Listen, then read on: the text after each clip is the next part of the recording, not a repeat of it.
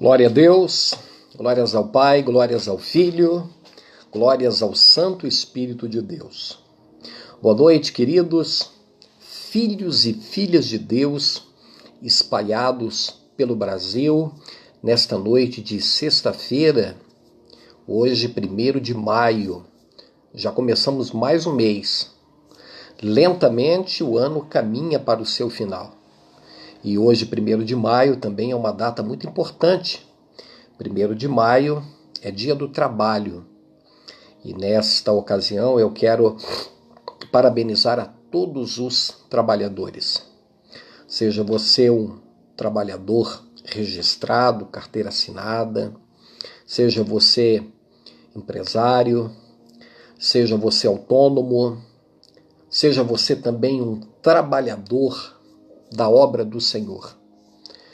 Todos nós temos a nossa ocupação, todos nós temos as nossas atividades, e eu quero parabenizá-los, quero trazer aqui o meu respeito, a minha consideração e abençoar no nome de Jesus a todos vocês através de uma oração que estaremos fazendo aqui no finalzinho aqui dessa transmissão.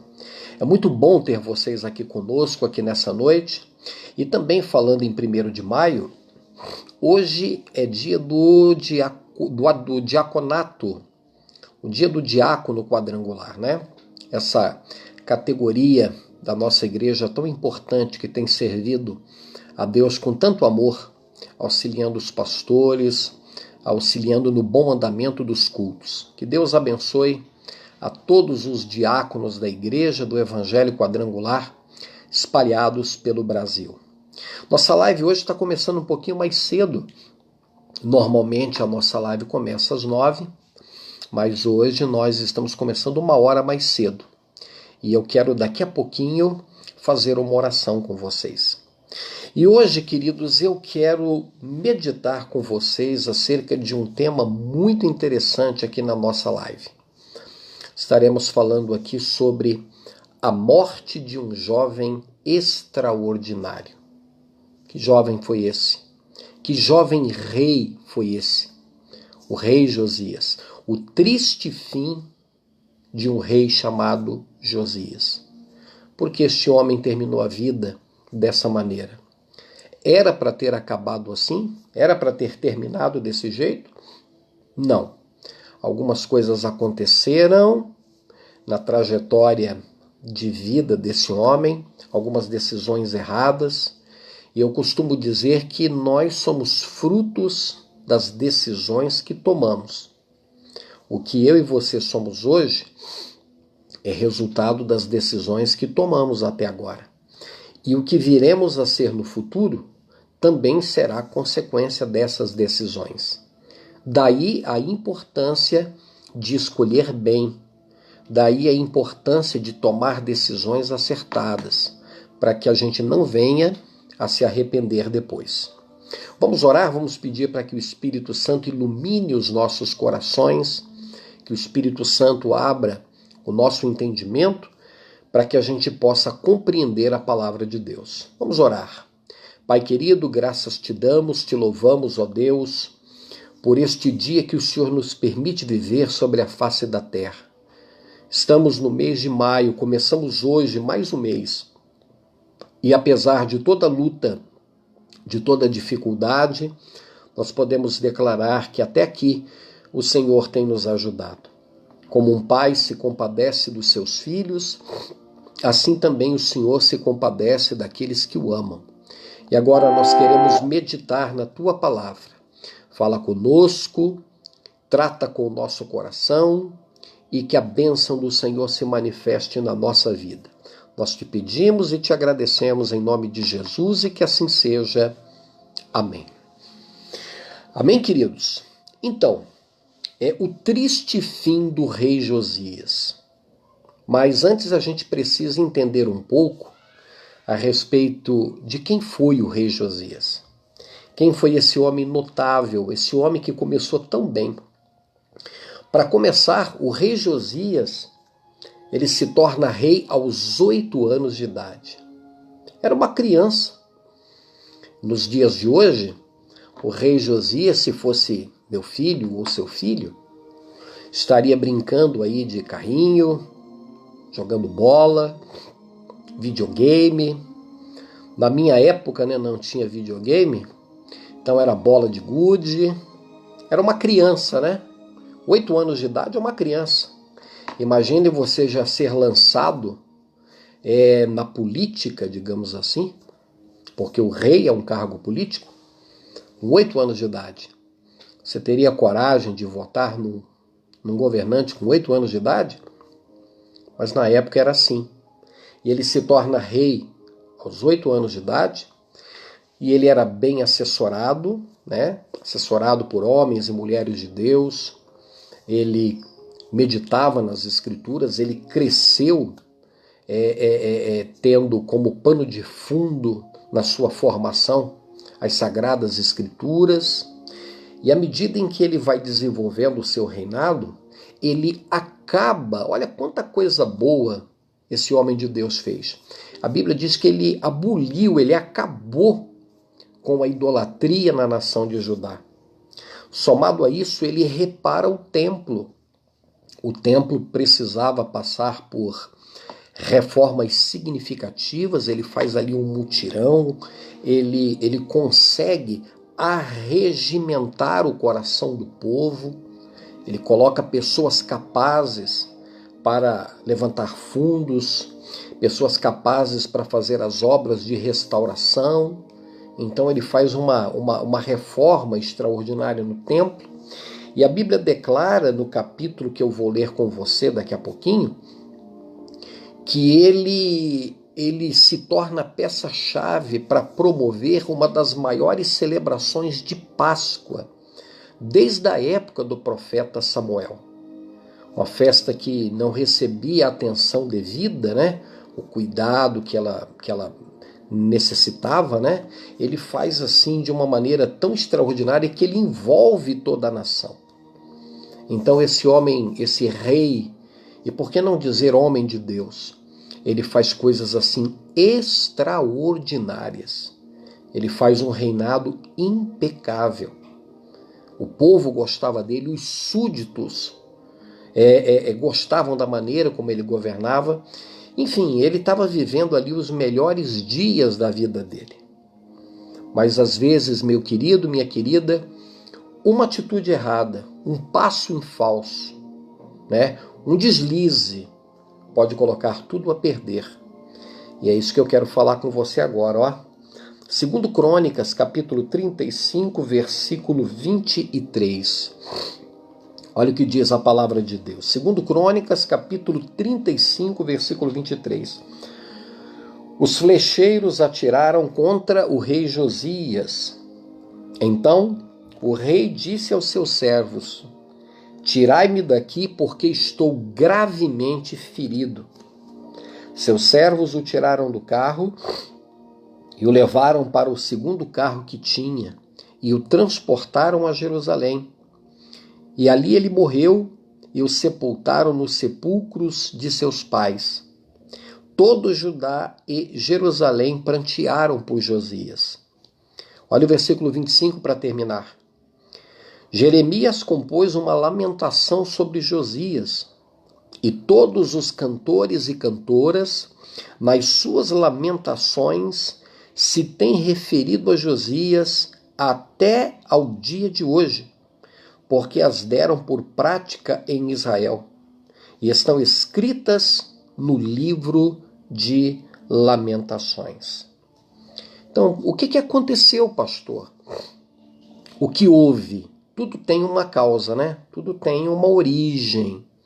É igual a pandemia que nós estamos vivendo hoje. Onde isso se originou? Onde foi o começo de tudo, né?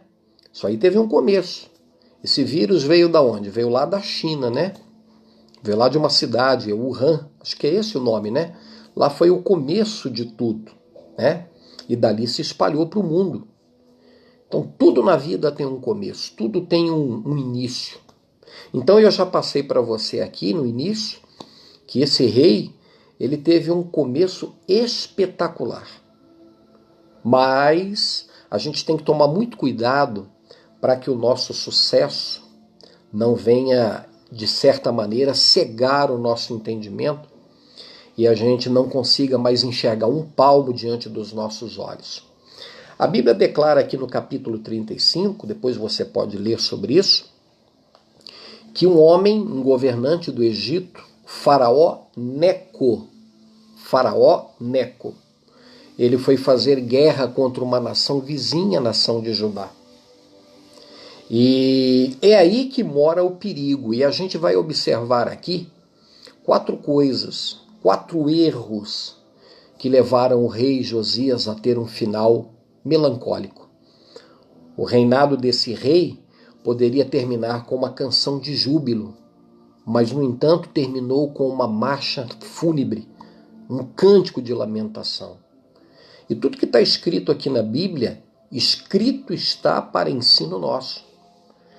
E quais foram os erros do rei Josias? O primeiro erro está aqui no versículo 20. Esse homem age sem o direcionamento de Deus. Ele age por conta própria.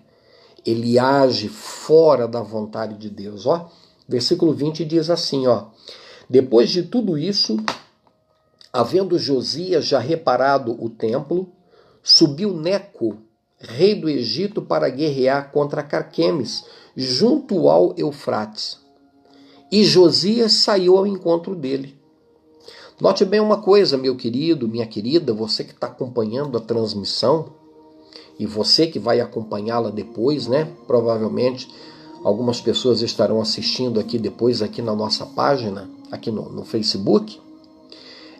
Quando a gente observa as campanhas militares de Israel, todas as vezes que os reis saíam, ou quase todas as vezes que os reis saíam à guerra, Deus dava a eles a direção, né? Deus falava assim: sobe e guerreia contra ela, e eu a entregarei nas tuas mãos. Foi assim com Josué, várias vezes também aconteceu assim com Davi, e com tantos e tantos reis da história de Israel. Mas aqui no versículo 20, você não vê em nenhum momento Deus falando para que Josias tomasse parte nessa batalha. Ele agiu fora da direção de Deus, ele agiu por conta própria. E eu aprendi uma coisa, tem um ditado aí fora que diz assim: quem vai onde não é chamado, volta sem ser mandado, né? E quando a gente toma atitudes na vida, quando a gente toma decisões fora da vontade de Deus, você pode ter certeza que a gente vai ter muita dor de cabeça, a gente vai ter muito aborrecimento. É por isso que nós precisamos tomar cuidado com uma coisa chamada presunção. O que é presunção? É quando a pessoa se enche de si mesmo, confia muito na sua capacidade humana e ele passa a agir fora da direção de Deus. Eu aprendi que, já falei em lives passadas, que toda decisão importante, ela precisa de tempo para ser tomada. E esse tempo, a gente precisa de tempo para quê? Para consultar a vontade de Deus. Deus, isso aí é a tua vontade? O Senhor, é isso que o Senhor quer para a minha vida? É o Senhor que está me mandando eu fazer isso? Eu nunca me esqueço do povo de Israel acampado lá no deserto. Deus colocou ali 2 instrumentos para guiar o povo, além do próprio Moisés. Mas 2 elementos sobrenaturais. A Bíblia diz lá no livro de Números que havia uma nuvem e uma coluna de fogo. A nuvem, ela servia para amenizar o calor do sol, né? Que o povo estava no deserto. E à noite, aquela coluna de fogo, além de iluminar, ela produzia calor. E a Bíblia fala uma coisa interessante a respeito da nuvem. A Bíblia declara que a nuvem se detinha sobre o arraial de Israel e às vezes ela ficava um dia, uma semana, um mês, meses e às vezes até anos. Enquanto a nuvem não se movia, o povo de Israel não iniciava uma marcha pelo deserto. Eles ficavam ali parados naquele lugar, esperando o direcionamento de Deus para a vida deles. E o rei Josias não faz isso. Ele ficou sabendo de uma guerra que estava acontecendo entre duas nações próximas ali ao reino dele, e ele não ora, ele não pede a Deus direção sobre isso, e ele, por conta própria, ele parte para esse confronto militar. E todas as vezes que a gente quer agir fora da direção de Deus para a nossa vida, a gente vai ter problema.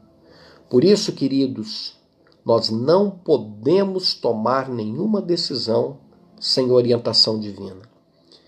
E quando nós estamos sob pressão, quando nós estamos se sentindo pressionados pela circunstância do momento, nós somos tentados a agir na força da carne. Por exemplo, agora nós estamos vivendo aí uma época estressante. É estressante ficar dentro de casa. É estressante você ficar vendo aí o que está acontecendo, né? Comércios fechados, pessoas perdendo os seus empregos, o dinheiro sumindo do mercado, as dificuldades acontecendo. Então, muitas vezes, nós somos tentados a querer fazer alguma coisa de qualquer jeito, né? Às vezes alguém fala assim, eu não posso ficar de braços cruzados, eu tenho que fazer alguma coisa. Eu não sei o que, mas eu tenho que fazer alguma coisa. E é nessa hora de cabeça quente que a pessoa toma decisões das quais ele vai se arrepender no futuro. Então, a primeira decisão, o primeiro erro do rei Josias é que ele agiu sem a direção de Deus. E o segundo, ele se intromete onde não devia. Olha aqui, ó, capítulo 35, versículo 21, ó.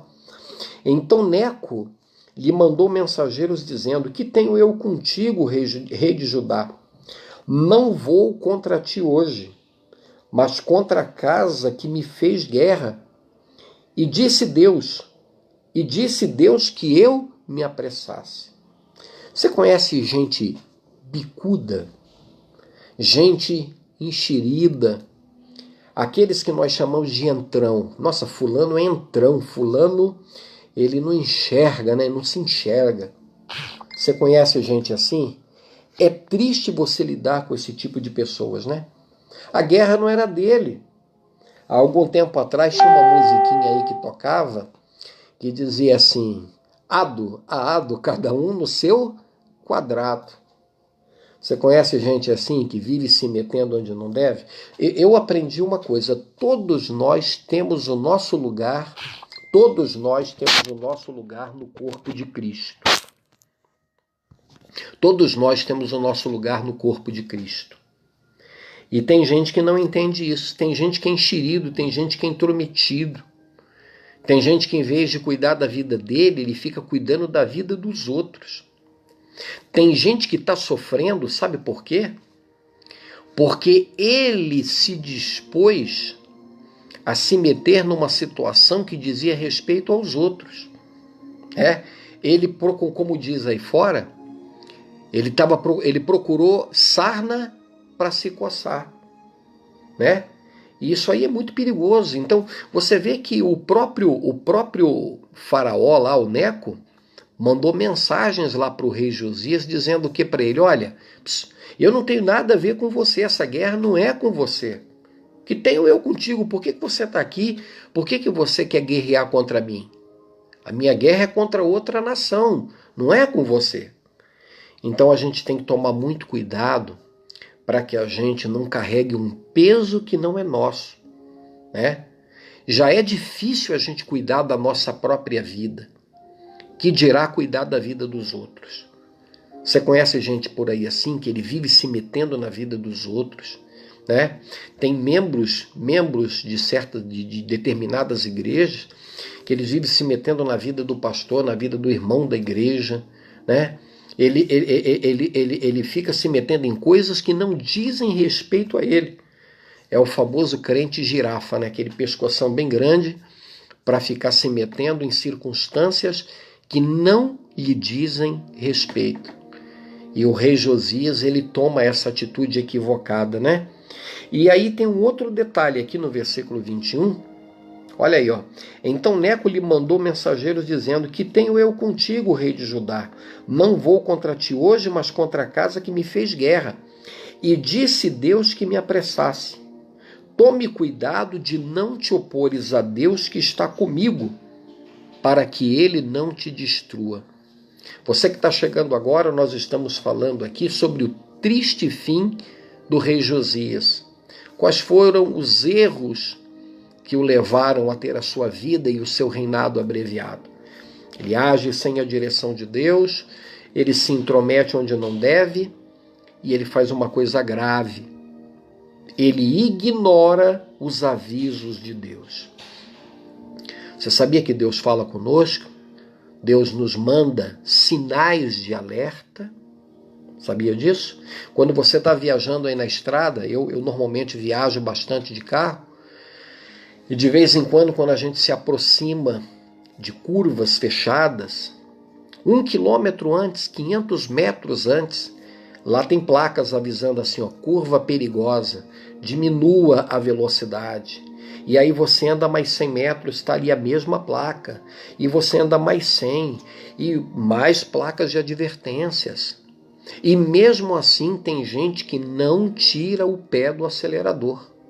Talvez ele confia na direção dele, na perícia. Talvez ele diz assim, eu tenho 10, 20, 30 anos de habilitação, eu conheço a estrada, eu conheço o carro.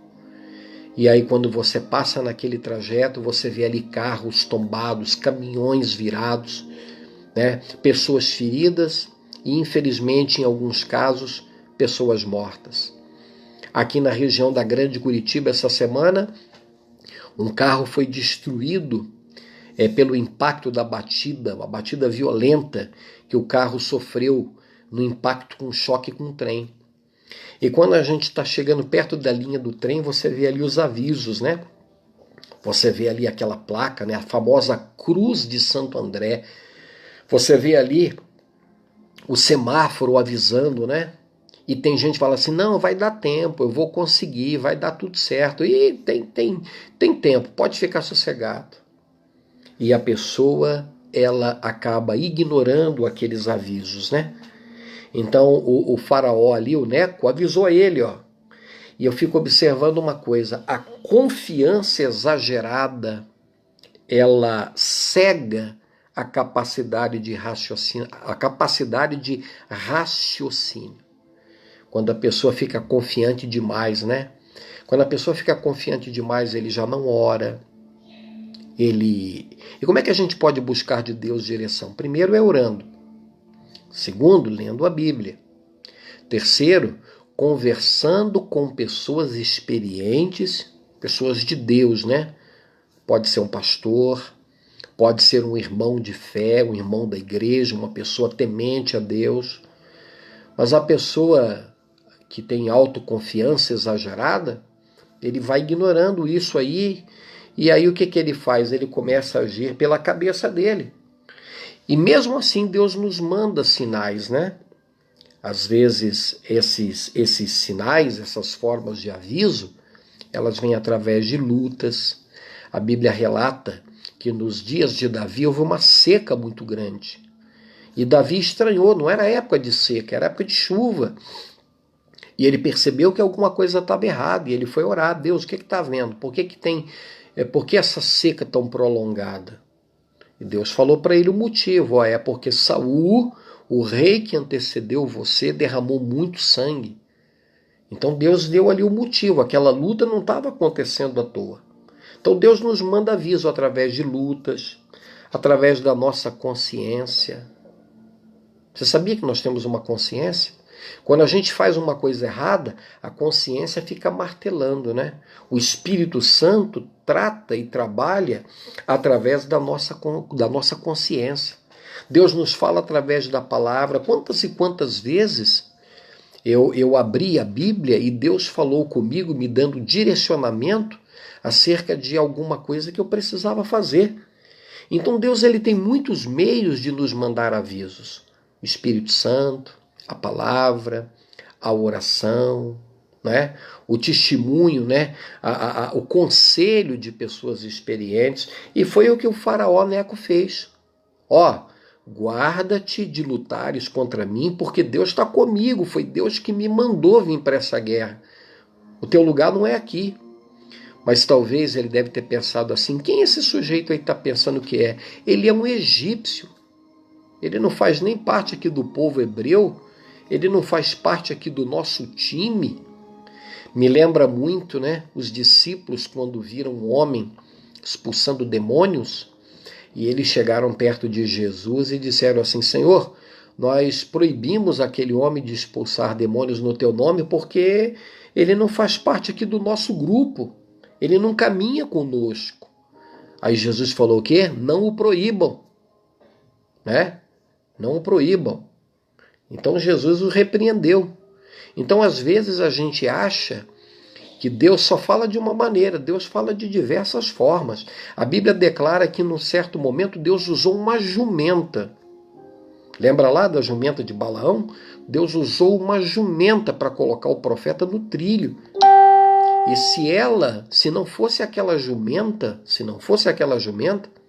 a Bíblia declara que o anjo do Senhor ia matar o Balaão, aquele profeta teimoso e desobediente. Então Deus às vezes nos manda avisos por meio de apertos, de lutas e de dificuldades. E nessa hora a gente precisa ter sensibilidade espiritual para entender aquilo que Deus está falando conosco, né? E por último, aqui no versículo 22, o último erro do rei Josias foi que ele permitiu que o orgulho falasse mais alto. Olha aqui, ele foi avisado. Tem um ditado aí que diz assim, quem avisa, amigo é. Ele foi avisado. Faraó Neco avisou para ele, olha, cuidado, Deus está comigo, Deus, você vai ser destruído, volta lá para a tua cidade, volta lá para o teu reino, vai cuidar do teu povo, não se envolve com isso aqui não é com você. Mas aqui no versículo 22, escute isso. Porém, Josias não voltou atrás. Antes, se disfarçou para pelejar contra ele, e não dando ouvido às palavras de Neco que lhe falara da parte de Deus, saiu a pelejar no vale de Megido. Você conhece gente por aí, especialmente artistas, músicos, pessoas que estão na mídia. Conhece gente por aí que diz assim, eu não me arrependo de nada do que fiz? Tem gente que diz assim, eu só me arrependo daquilo que eu não fiz. Daquilo que eu não fiz, eu não me arrependo. Por acaso o ser humano virou Deus? Por acaso o ser humano agora é infalível? Por acaso agora ele é dotado de infabilidade? Nós somos pecadores, nós somos sujeitos a erro. Nós erramos. E aí o que acontece? O faraó Neco fala para ele, volta, tome cuidado com o que você está fazendo. Deus não está nisso. Mas ele diz assim, a Bíblia diz que ele não volta atrás. Um dia eu atendi um cidadão no meu escritório, quando era pastor em São Paulo. E ele levantou o braço e disse assim, pastor, está vendo esse braço aqui? Esse braço não desce. Eu não volto atrás. Eu não reconheço. E no mesmo instante, quando aquele cidadão falou aquela palavra, eu falei assim, então eu encerro a nossa conversa por aqui. Para mim já chega. E a partir dali a vida daquela pessoa foi só andando para trás, né? Tem gente que é orgulhoso, né? Ele não dá o braço a torcer, é arrogante, né? Ele morre à míngua, mas ele não cede. Tem gente que não cede diante de ninguém, não cede diante de Deus, não cede diante de ninguém, né? Ele prefere morrer a ter que ceder. E a Bíblia declara que Josias não voltou atrás. Você sabia que há momentos que a gente precisa engolir o nosso orgulho? Há momentos que a gente precisa reconhecer que nós erramos, né? E tem gente por aí que não reconhece.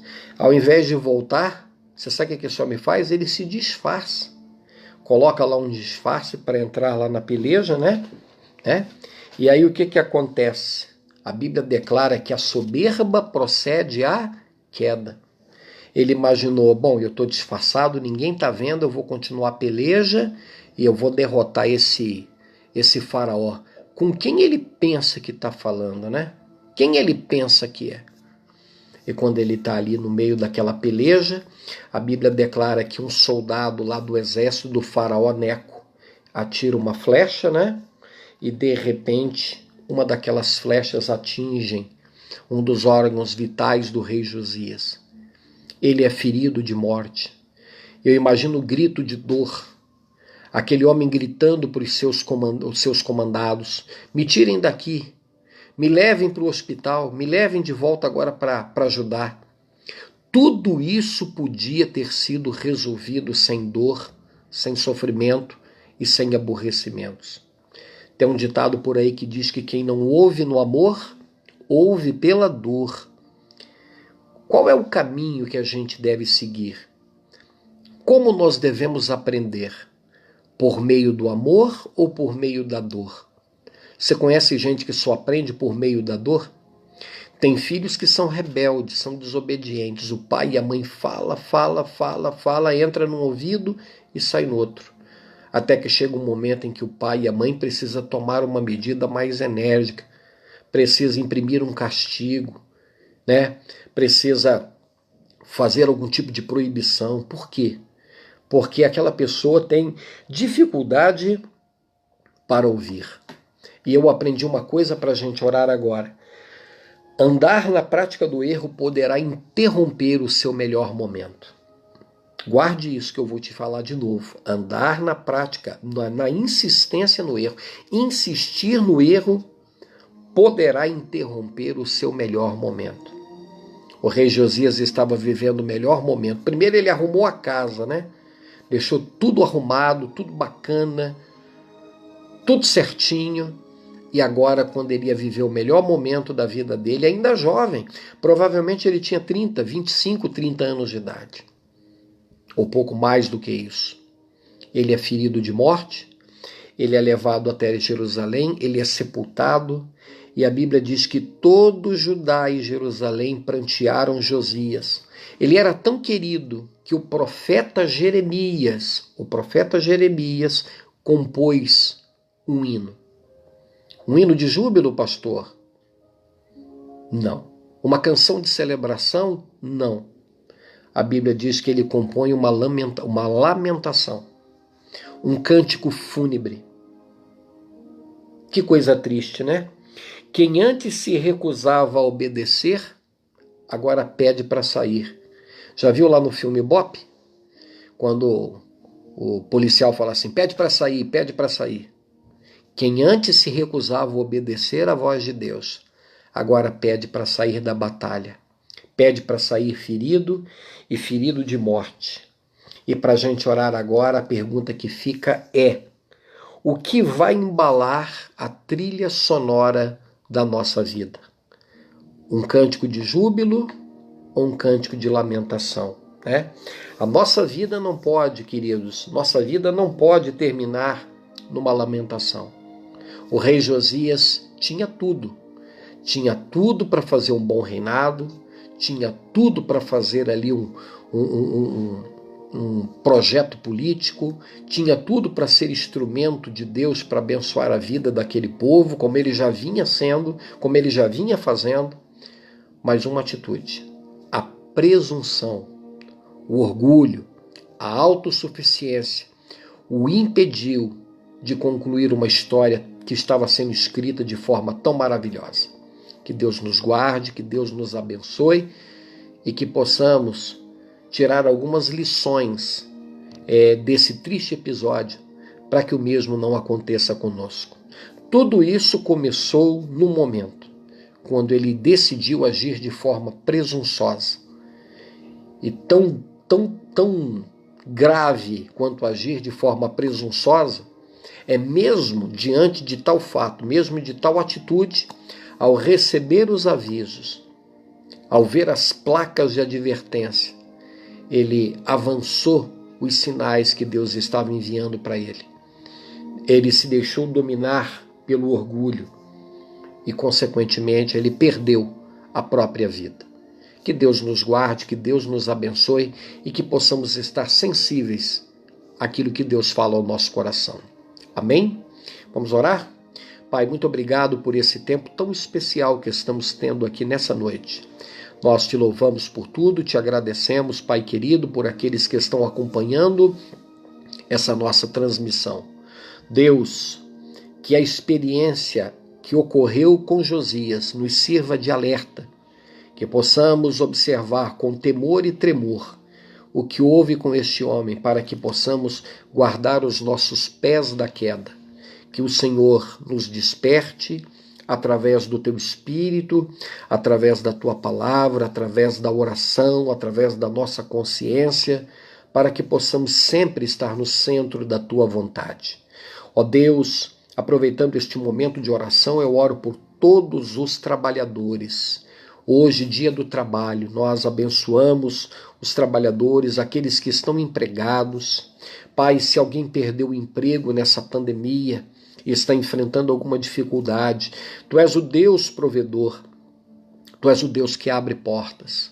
Deus, manifesta o Teu poder, trazendo provisão e bênção na vida dos Teus filhos. Nós entregamos tudo nas Tuas mãos, que neste dia do trabalho, que a Tua provisão não falte na nossa vida, não falte na nossa casa, que o Senhor nos conserve, Pai querido, com saúde, com paz e com prosperidade. Obrigado, Deus, nós te louvamos e te agradecemos, em nome de Jesus. Amém. Amém, queridos? Foi muito bom estar com vocês aqui. Quero registrar aqui a presença aqui do nosso querido Pastor Hércules. Olá, Pastor Hércules, o homem mais forte da Quadrangular. Pastor Hermes, um grande amigo, pessoa muito querida lá da cidade de Reserva. Deus abençoe o senhor, Deus abençoe sua esposa, Deus abençoe sua família e essa igreja linda. Nosso querido Ney José. Olá, Ney, como é que você está? Tudo bem? Pastora Zita Borges. Olá, Pastora Zita, tudo bem com a senhora? Como é que está o esposo, nosso querido pastor Borges? Deus abençoe, pastor. Deus abençoe, pastora. Nossa querida Adélia Freire, alegria ter vocês aqui conosco. Como eu disse aqui no início, a nossa transmissão hoje precisou ser um pouco mais cedo, às 8 da noite, mas eu quero desejar para você um bom final de semana. Deus abençoe você hoje, sexta-feira, feriado, amanhã, sábado, domingo, e que dias melhores venham sobre cada um de nós. Deus abençoe a todos, forte abraço e até a nossa próxima live em nome de Jesus.